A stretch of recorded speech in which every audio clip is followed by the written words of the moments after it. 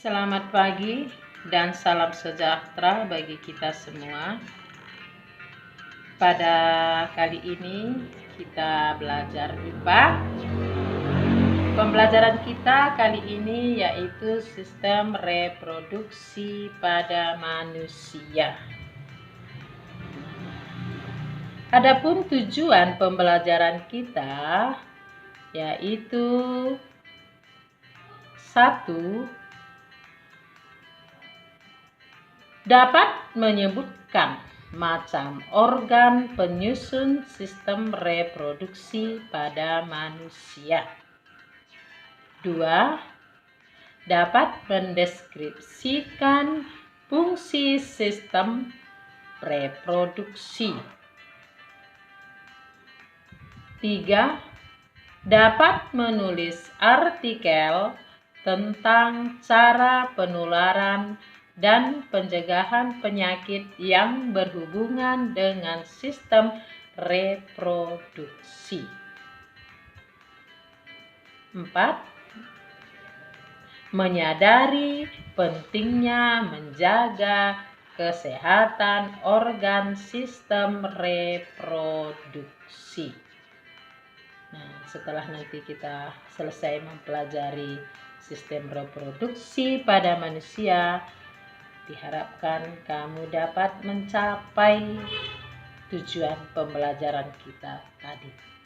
Nah, baiklah. Struktur alat reproduksi manusia. Nah, kita pelajari dulu alat reproduksi pada pria atau pada laki-laki. Alat reproduksi pria dibedakan menjadi 2, yaitu alat reproduksi eksternal dan internal. Alat reproduksi eksternal adalah penis. Alat reproduksi internal adalah testis atau gonad, kelenjar aksesoris, dan sekumpulan saluran reproduksi. Adapun hormon seks pria yaitu testosteron dan androsteron. Hormon ini diproduksi terutama di testis dan korteks kelenjar adrenal. Hormon pria berfungsi untuk menumbuhkan ciri-ciri sekunder seorang pria, seperti pertumbuhan kumis, bulu dada, bulu kaki, suara yang membesar, dan berat badan, serta perkembangan alat reproduksi pria. Nah, baiklah anak-anak semua, mari kita perhatikan gambar pada video pembelajaran ini. Ini adalah gambar alat reproduksi pada pria, ya. Struktur reproduksi pada pria. Adapun organ-organ penyusun sistem reproduksi pada pria yaitu, ya, di sini ada, ya, perhatikan ya nak, ya. Nah, perhatikan kursor yang ibu gerakkan, perhatikan biar kamu tahu, ya, nama organnya ini apa dan fungsinya apa, ya. Nah, perhatikan kursor yang ibu gerakkan ini disebut dengan penis. Ya, ini disebut dengan penis.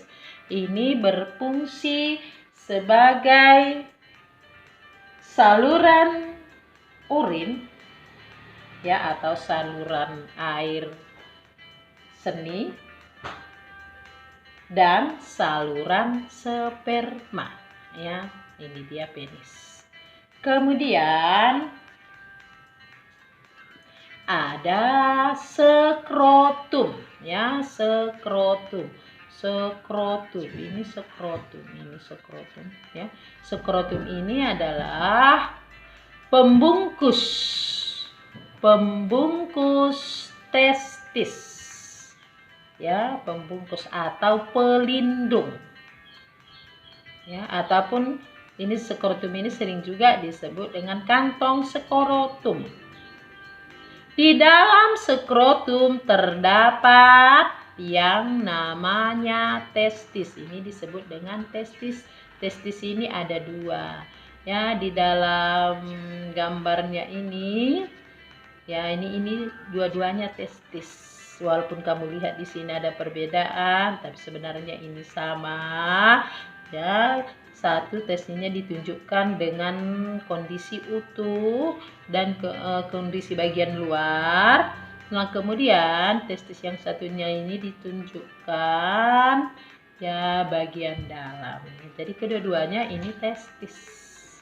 Fungsi testis ini adalah sebagai tempat memproduksi sel sperma dan hormon testosteron. Jadi di sini terbentuknya, ya, sel sperma terbentuk di sini di dalam testis ini.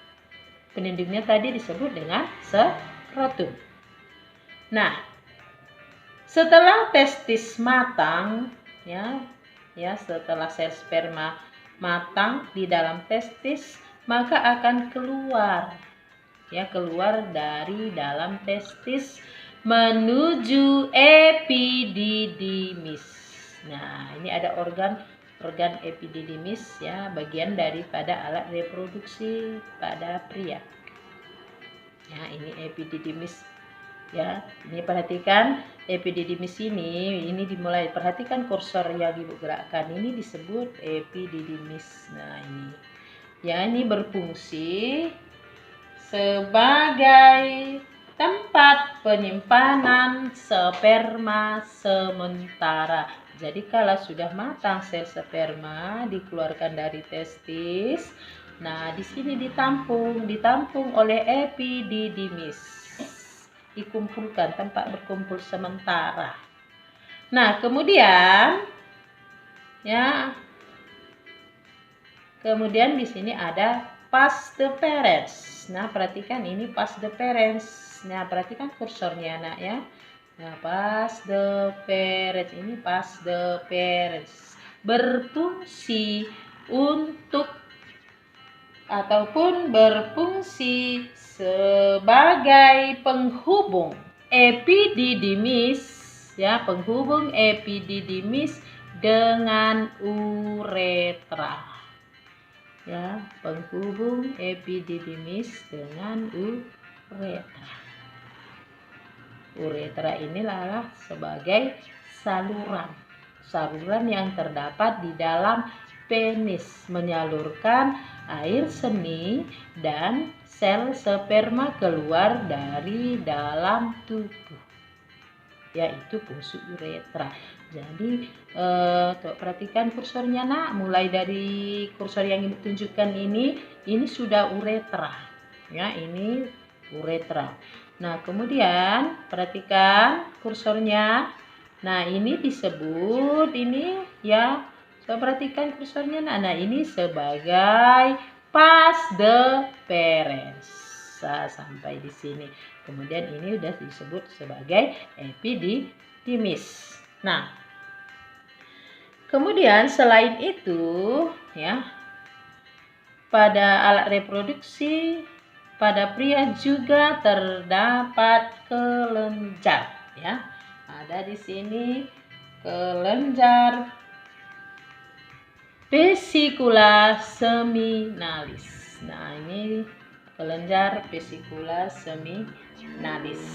Ini berfungsi, ya, berfungsi untuk menghasilkan zat-zat yang diperlukan untuk perkembangan sel sperma.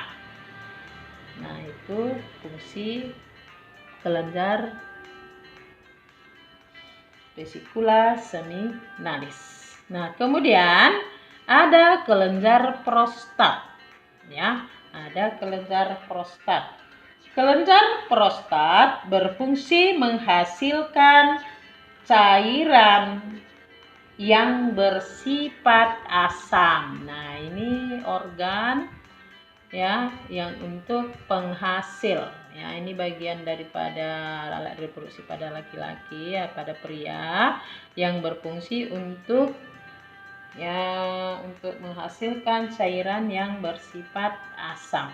Nah, kemudian perhatikan, ini bagian yang kecil ini disebut dengan kelenjar bulbouretral, ataupun ini sering juga disebut namanya dengan kelenjar Cowper. Ya, kelenjar Cowper ini berfungsi menghasilkan lendir dan cairan yang bersifat asam. Ya. Nah,